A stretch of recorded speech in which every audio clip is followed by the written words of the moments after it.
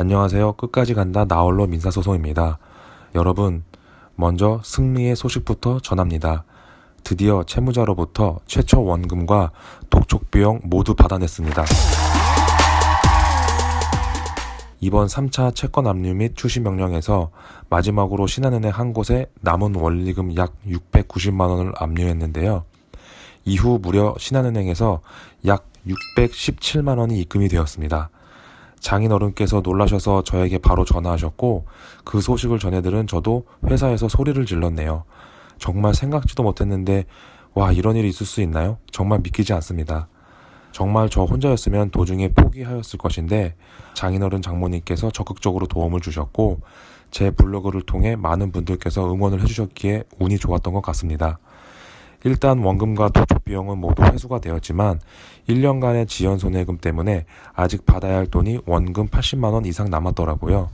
사실 여기서 그만둬도 저희가 금전적으로 손해를 보는 것은 없습니다만 1년 동안 장인어른 장모님께서 더운 날 법원과 은행 돌아다니시고 저도 고생한 것을 생각하면 그만둘 수가 없네요. 사실 장모님께서는 이제 그만하기를 원하셨는데 장인어른께서는 이미 자존심도 많이 상하셨기에 마지막까지 다 받아내시기를 원하시더라고요. 그래서 저는 앞으로 남은 80만 원을 아직 못 받았으니 채무불이행자 등재 신청을 하려고 합니다. 이제는 돈 갚으라고 문자도 보내지 않을 것입니다. 이미 우리는 다 받았으니까요. 이제는 채무자가 직접 전화해서 사과하고 채무불이행자 및 압류 풀어달라고 사정할 때까지는 기다릴 것입니다. 저희도 1년 동안 고생했는데 힘든 사람들 등쳐먹고 세상 쉽게 살지 말라는 교훈을 가르쳐줘야겠습니다. 그런데 정말 이상한 점이 이번 신한은행 압류가 처음은 아니거든요. 세 번째인데 바보가 아니라면 압류가 된 신한은행에 돈을 넣어둘까요? 저희야 돈을 받았으니 다행이지만 채무자 입장에서 안 주려고 버티고 있는데 그럼 저 같으면 다른 계좌로 입금을 받았을 텐데 왜 압류된 은행에 돈을 넣었는지 모르겠습니다. 예상하는 점은 신한은행에 계좌를 하나 더 만들어 압류가 안 될 것이라고 생각했는데 저희가 마침 세 번째 채권 압류 및 추심 명령 신청을 하면서 새롭게 만든 신한은행 계좌도 압류가 된 것은 아닌지 이런저런 생각을 해봤지만 원인이 어떻게 되었든 저희는 받아냈으니 다행이죠. 결론은 제가 장인어른과 장모님께 엄청 이쁨을 받았다는 것입니다. 그리고 용돈도 조금 받았습니다. 여러분, 저는 운이 좋아서 1년 만에 받았지만 제 블로그로 댓글 주시는 분들 중에서도 나홀로 민사소송을 통해 받으셨다는 분들이 댓글로 남겨주시더라고요. 저에게 감사의 댓글까지 남겨주시는데 제가 그런 감사의 글을 받을 자격이 되나 싶을 정도입니다. 그래도 제 글을 보시고 도움을 받으셨다니 너무 기쁩니다. 그러니 여러분들도 포기하지 마시고 채권자로서 권리 행사를 계속 하시기 바랍니다. 이번에 준비한 영상은 내용 증명부터 민사 집행까지 총정리입니다. 목차 같은 개념이라고 생각해 주시면 좋을 것 같습니다. 세부적인 부분은 각 파트별로 블로그 글이나 유튜브 영상을 보시면 될 것 같고요. 세부적인 글이나 영상을 보시기 전에 이 영상을 먼저 봐주시면 좋을 것 같습니다. 그 이유는 소송을 시작하기 전에 미리 절차가 머릿속에 그려져야 항상 다음 절차를 대비하면서 진행이 쉽더군요. 저는 이 부분 경험이 없으니 부딪히면서 헤쳐나간 것인데 여러분들은 저와 같은 고민이 덜 하셨으면 합니다. 그럼 전반적인 내용 정리를 시작하겠습니다. 지금 보시는 화면은 제가 내용 증명부터 현재까지 진행 상황을 정리한 것입니다. 엄청나죠? 날짜를 보니 2018년 11월 30일 내용 증명을 발송했고 2019년 11월 22일 원금 회수가 되었습니다. 정말 1년이 걸렸습니다. 지금 보니 지긋지긋하기도 하고 정말 내가 이걸 다 했나 싶기도 합니다. 사실 저는 이번 나홀로 소송으로 얻은 것이 너무 많습니다. 상당히 성공적이네요. 채권자로서 권리 행사를 하기 위해서는 법원이라는 링 위에서 어떤 전략으로 싸울지 고민하시기 전 경기 룰을 알아야 하기에 기본적인 개념은 알아야 합니다. 이것만 알아도 조금 수월합니다. 우선 크게 민사소송과 민사집행으로 나눠서 생각을 하셔야 합니다. 민사소송은 지급 명령, 민사소송 단계로 채무자 재산을 압류하기 위해 법원의 판결을 받는 절차라고 생각하시면 될 것 같습니다. 그리고 민사집행은 민사소송을 통해 받은 판결로 채무자의 재산의 압류 및 추심, 강제집행을 하는 절차입니다. 여기서 추심이라는 용어가 헷갈릴 수 있는데요. 추심은 돈을 가져오는 것이라고 생각하시면 편할 것 같아요.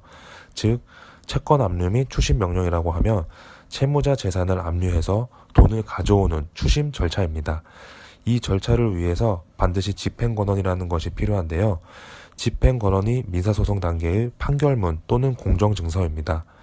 이 큰 그림을 먼저 이해하시고 내용 증명부터 시작을 하시면 훨씬 수월하실 것이라고 저는 생각합니다. 물론 보존 처분이라고 해서 가압류를 할 수 있는데요. 소송을 하면 채권자가 재산을 은닉할 수 있으니 미리 가압류를 하고 소송을 시작하는 것인데 저는 이번에 가압류 없이 진행을 했기에 가압류 절차에 대한 설명은 제외하겠습니다. 즉 내가 법을 통해 채무자에게 강제로 돈을 받아내기 위해서는 소송을 통해 판결을 받고 집행을 통해 강제로 돈을 빼앗아 오는 것입니다.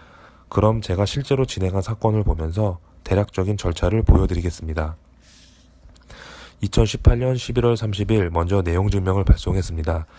내용증명은 법적 효력은 없지만 내용증명만으로도 충분한 압박수단이 되고 소송 시 소명자료로 사용이 가능해서 내용증명을 발송했는데요. 이후에도 채무자가 지급하지 않아 2018년 12월 12일 지급명령을 법원에 신청했습니다.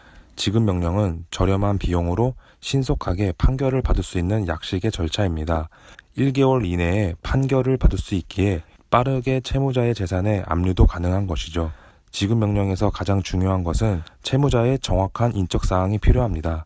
이름, 주민번호, 송달받은 주소지 또는 초본상 주소지입니다. 이것을 모를 경우 설령 판결을 받더라도 추후 강제 집행을 못할 수 있습니다. 이 부분에 대해서 자세한 설명은 유튜브 에피소드 3에서 설명을 해두었습니다. 지급명령의 경우 채무자가 지급명령을 받고 2주 이내에 이의 신청을 하지 않을 경우 확정이 됩니다. 그러나 채무자가 이의 신청을 할 경우 민사소송 절차로 바뀝니다. 2018년 12월 26일 채무자가 지급명령에 대한 이의 신청을 하여 저의 지급명령 신청은 민사소송으로 변경이 되었습니다. 채무자가 이의 신청을 했다는 것은 채권자와 채무자의 다툼이 있다는 것이니 법원에서는 변론 기일을 잡습니다. 둘 다 법원에 출석해서 판사님 앞에서 변론을 하라는 것이죠. 이 변론 기일이 2019년 4월 3일에 잡혔습니다.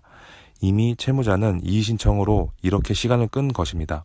변론 기일 당일 채무자는 출석을 하지 않았고 2019년 5월 20일 원고승으로 판결을 받았고 2019년 6월 13일 확정을 받았습니다. 그럼 이제 채무자 재산 압류가 가능해졌습니다. 채권 압류 및 추심 명령을 신청하기 위해서는 2019년 6월 13일 확정 이후 가능한데요. 그 이유는 판결문 송달이 된 후 채무자가 2주 이내 항소를 할 수 있기 때문입니다. 그런데 채무자가 항소를 하지 않았으니 확정이 된 것이고 송달 확정 증명원 집행문을 발급받아 채권 압류 및 추심 명령을 신청할 수 있게 되었습니다. 그런데 저는 여기서 저의 사건이 문제가 있음을 알게 되었습니다. 지급명령 단계에서 채무자의 주민번호를 누락했고 채무자 주소지가 사업장 주소지였습니다. 지급명령 민사소송은 상대방에게 송달이 되면 판결이 가능합니다. 그러나 집행 단계에서는 당사자 확정이 되지 않으면 강제 집행이 어렵습니다. 즉 주민번호도 없고 초본상 주소지도 아닌 판결문은 휴지가 될 판이었습니다. 6개월간 기다려 받아낸 판결문이 휴지 조각이라니 하늘이 무너져 내리는 기분이었습니다. 사실 판결 선고 전에 사실조회 신청으로 채무자의 인적사항을 알아내어 수정을 했어야 했는데 제가 그 부분을 생각도 못한 것이죠. 결국 저는 판결문을 바꿔야만 했고 2019년 5월 18일 판결 경전 신청을 했습니다. 판결 경전 신청을 통해 채무자 사업장 주소지 관할 세무서에 과세정보 제출 명령을 신청하였고 세무서에서는 해당 사업자의 정보를 법원에 제공을 하여 저는 채무자의 주민번호, 초본상 주소지를 확보했고 판결문도 사업장 주소지가 아닌 초본상 주소지로 판결 경전 결정을 받았습니다. 이제야 완벽한 판결문이 되었습니다. 우선 저는 판결문으로 2019년 6월 21일 첫 채권 압류 및 추심 명령과 재산 명시 신청을 동시에 신청했습니다. 채권 압류 및 추심 명령 신청을 할 때 필요한 서류는 판결문, 집행문, 송달 확정 증명원이 필요합니다. 민사소송한 법원에서 위 3가지 서류가 발급이 가능합니다. 운이 좋았던 것이 집행문 부여 신청을 할 때 혹시 몰라 채무자의 주민번호를 적었는데 집행문에 채무자의 주민번호가 기재되어 발급이 되었습니다.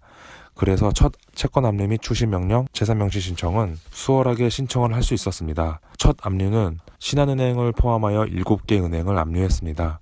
그러나 신한은행에서만 약 120만 원 입금을 받았습니다. 이후 2019년 8월 9일 두 번째 채권 압류 및 추심 명령을 신청하였습니다. 이번에는 신한은행을 포함하여 두 개의 은행을 압류 신청했습니다. 한번 사용한 집행문은 다시 사용이 되지 않기에 압류를 할 때마다 발급을 받아야 합니다. 이때는 집행문에 채무자 주민번호가 기재되지 않게 발급이 되었네요. 결국 법원에서 집행문상의 채무자와 압류 신청서상의 채무자의 동일성을 소명하라는 보존 권고가 나왔고, 저는 판결 경정 결정문을 첨부하여 동일성을 소명했습니다. 별 문제 없이 압류 결정을 받았으나 신한은행에서 약 25만 원만 추심했습니다. 사실 여기서 더 이상 채무자 계좌에 돈을 빼기는 어렵다고 판단했습니다. 재산이 없어 보였거든요. 그런데 마침 재산명시 신청에서 채무자가 법원에 출석을 하여 재산 목록을 작성하였는데 재산 목록에 신한은행에 예금이 있다고 적었네요. 이미 신한은행은 두 번이나 압류를 해서 받았으니 더 이상 받을 돈이 없을 것이라 판단했습니다. 그래도 혹시 몰라 마지막으로 남은 원리금을 신한은행에 채권 압류 및 추심 명령을 신청해 보기로 했습니다. 그렇게 2019년 10월 17일 세 번째 채권 압류 및 추심 명령을 신청하게 되었습니다. 이때 법원에서 또 채무자 동일성에 대한 보존 권고를 내렸는데 판결 경정을 한 법원에서 실수로 인하여 보존 연기 신청을 하고 조금은 늦게 보증서를 제출하여 결국 압류 결정은 받아냈습니다.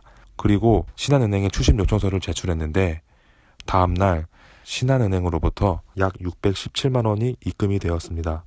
이렇게 1년이라는 시간 동안 원금과 독촉 비용을 다 받아내고 지연 손해금까지 일부 더 받았습니다. 그러나 위에서 말씀드렸듯 이자부터 변제가 되니 아직 법적으로는 원금 80만 원이 남은 상황이고 이제는 저희가 갑이 된 상황에서 채무자에게 권리 행사를 할 수 있게 되었습니다. 정말 간략하게 설명을 드리려고 했으나 막상 1년이라는 시간을 정리하려고 하니 하고 싶은 말도 많고 정리가 잘 되지 않네요. 이번 영상으로 제가 나름 큰 그림을 그린 것 같아요. 지급 명령, 재산 명시 등 신청서 작성 방법 및 구체적인 부분은 제가 블로그나 유튜브 영상으로 꾸준히 업로드하고 있으니 많은 시청 부탁드리고요. 저의 끝까지 간다 나홀로 민사소송 집행 컨텐츠가 홀로 소송을 준비하시는 분들께 조금이나마 도움이 되었으면 좋겠습니다. 마지막으로 저는 변호사나 법무사가 아닙니다. 그렇기에 제 블로그나 영상을 보시고 진행한 소송에 대한 결과는 책임을 질 수 없는 점 양해 부탁드리며 단지 제가 해온 모든 절차 결과를 공유하면서 도움을 드리고 싶은 마음뿐입니다. 저도 혼자면서 막막했던 적이 많았습니다. 포털 사이트는 사실 광고뿐이고 법률사무소 전화하면 나홀로 소송은 상담도 안 해줍니다. 그래서 저는 책도 사고 포털 사이트 검색도 하고 법원과 직접 통화하면서 진행했습니다. 이때 느낀 점이 나와 같이 소액 민사소송을 진행하시는 분들이 조금이나마 고민을 덜 하고 소송을 진행할 수 있도록 제 경험을 공유해야겠다고 생각했고 블로그를 통해 시작했는데 생각보다 너무 많은 분들께서 공감을 해주시고 감사의 댓글을 남겨주셔서 정말 끝까지 간 것 같습니다. 아직 끝난 이야기는 아니지만 99% 성공적인 제 첫 소송 이야기가 길 잃은 사막에 홀로 계신 분들께 오아시스와 나침반이 되는 역할이 되기를 진심으로 바라며 오늘의 영상 마무리하겠습니다. 감사합니다.